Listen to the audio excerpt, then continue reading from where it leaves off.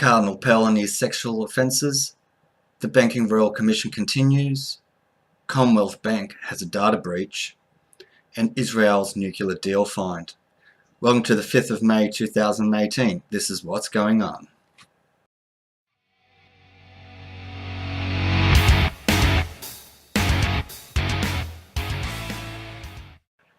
So, Cardinal George Pell has faced a directions hearing in the Victorian County Court where he will face trial on historical sexual offences. On Tuesday, Australia's most senior Catholic entered a plea of not guilty in Melbourne's Magistrate Court after being committed to stand trial on offences relating to multiple sex charges. The 76-year-old was again escorted into court by police for the short procedural hearing. His bail was extended and he will return to court in a fortnight. Under Cardinal Pell's bail conditions, he has to surrender his passport and is not allowed to leave Australia. Magistrate Belinda Wallington struck out half the charges, including the most serious on Tuesday. She found in those cases there was not enough evidence to convict Cardinal Pell. The Vatican has issued a statement saying Cardinal Pell's leave of absence would remain in place. So if you don't understand what's going on here, who is Cardinal Pell? George Pell. Pell is essentially the treasurer in the Vatican in Rome. He's a high ranking. It puts him third in charge, just after the Pope. He has senior positions within the Catholic Church of Australia, including the Archbishop of Sydney and the Archbishop of Melbourne.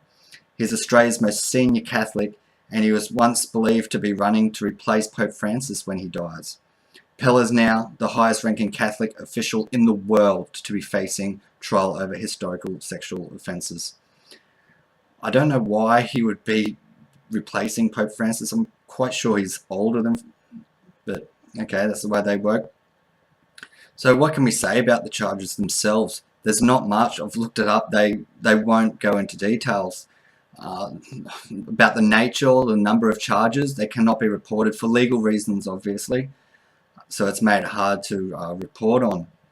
However, it has also helped to protect complainants who gave evidence from being identified.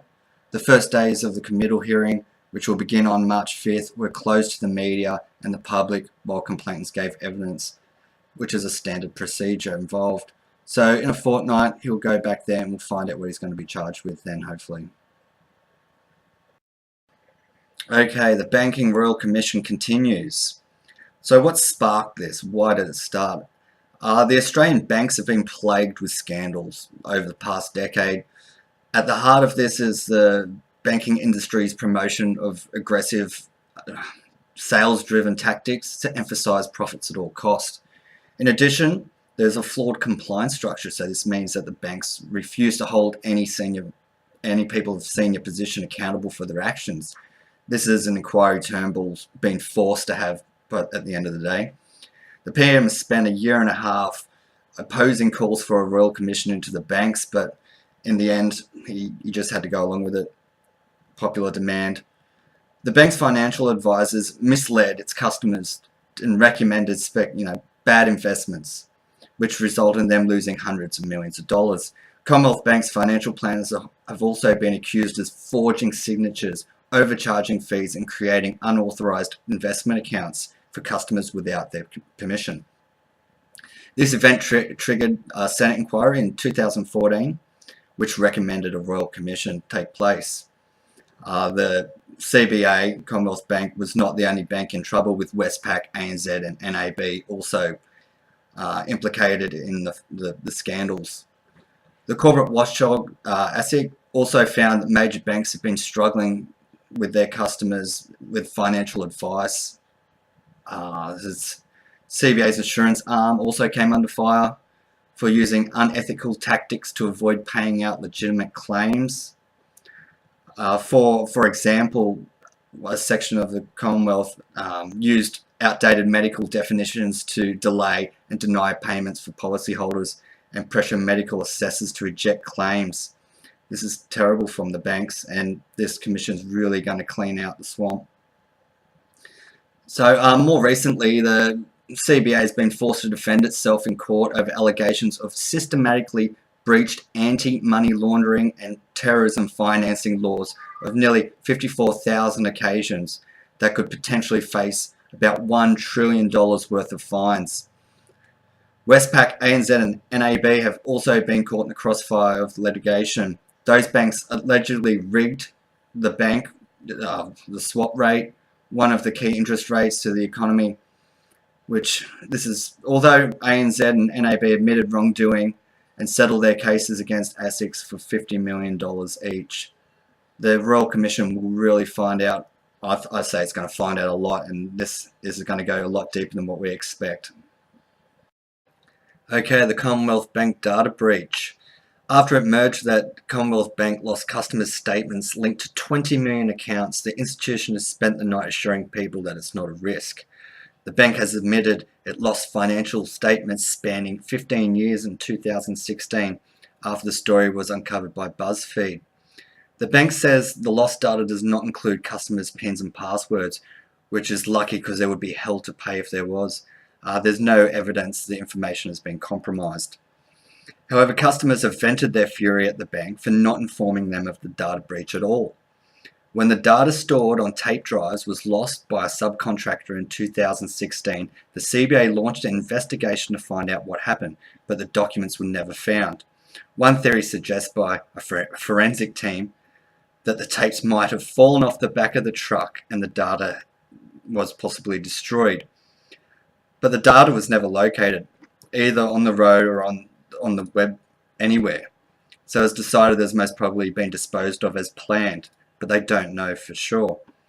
However, one Western Australian farmer living with bone cancer claimed he was a victim of identity theft after the CBA documents were found in a gutter in Victoria. This is troubling that they have our data and they're not destroying it when they need to in the appropriate ways. If I was a CBA customer, I would be livid. This is just not on, guys, not on at all. You have a duty of care when there's 20 million accounts. 20 million accounts. This is terrible, terrible. Got to do better than that. Way better. Now Israel's fined on the nuclear deal with Iran. States that Iran lied big time. This was Prime Minister Benjamin Netanyahu's declaration as he stood in front of a huge PowerPoint slide which simply read, Iran lied. The Israel's leader claimed that he's uncovered 100,000 Irani documents proving the country has covered up a nuclear weapons program before signing the global deal in 2015. Mr. Netanyahu has three claims on these stolen documents. Number one is that Iran lied about never having a nuclear weapons program. The second one, even after the deal was signed, Iran continued to preserve and expand its nuclear weapons knowledge. And number three, Iran lied in 2015 when it didn't come clean to the International Atomic Energy Association as required by the deal in 2015. Essentially, the documents proved that Iran had been actively persecuting a nuclear bomb, despite insisting it wasn't. Iran lied, never having a weapons program. Mr. Netanyahu said this is a terrible deal. Why does this matter though? In 2015, Iran agreed to freeze its nuclear program in exchange for the removal of international sanctions. Prior to this, the West had long held concerns that the Iranian government was developing a nuclear bomb.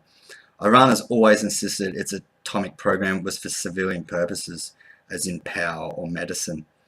Negotiations between Iran and the UN Security Council took 21 months before they eventually finalized the deal. The deal heavily limited Tehran's nuclear capabilities, and their compliance was checked by UN inspectors 9 times. Mr. Netanyahu is now arguing that the documents prove that despite the deal, Iran is continuing to pursue a net nuclear weapons expansion. So what did the West say? Donald Trump's claimed that he was 110% right to be wary of the deal with Iran following Netanyahu's announcement. He claimed the deal is embarrassment and the worst deal ever made. Mr. Netanyahu discussed the issue with the US president over the weekend and met with new US Secretary of State Mike Pompeo and Tel Avani on Sunday. Mr. Pompeo said that White House was deeply concerned about Iran's dangerous escalation of threat towards Israel and the region. He warned that Iran's ambition to dominate the Middle East remains, and that Mr. Trump would withdraw from the 2015 deal if we can fix it. Mr. Trump now has until May 12th deadline to decide whether or not he will pull out. Iran has responded and dismissed Mr. Netanyahu's state and states that he's the boy who cried wolf after his presentation was stated as propaganda. This deal was written by Obama back in 2015. These documents are meant to show that they have not been playing by the rules of the deal, but we'll wait for further information on this as it unfolds in front of us.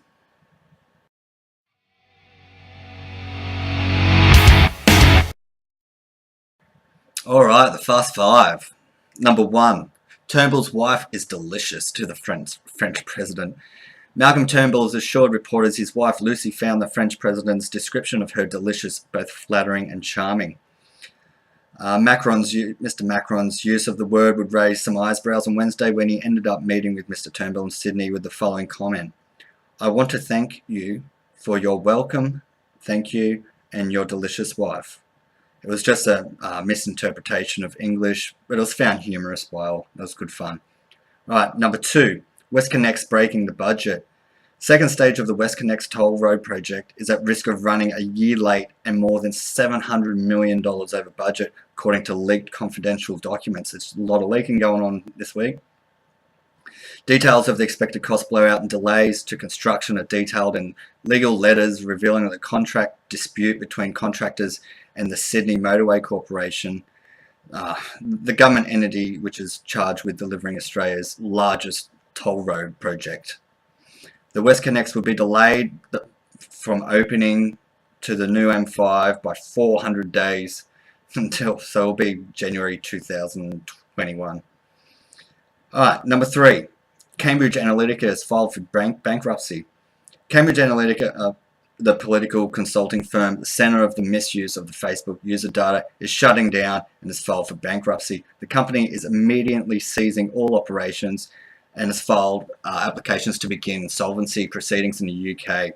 So in a statement that they've stated, Facebook suspended Cambridge Analytica's soon after the reports of the consulting firm had obtained the amount of data.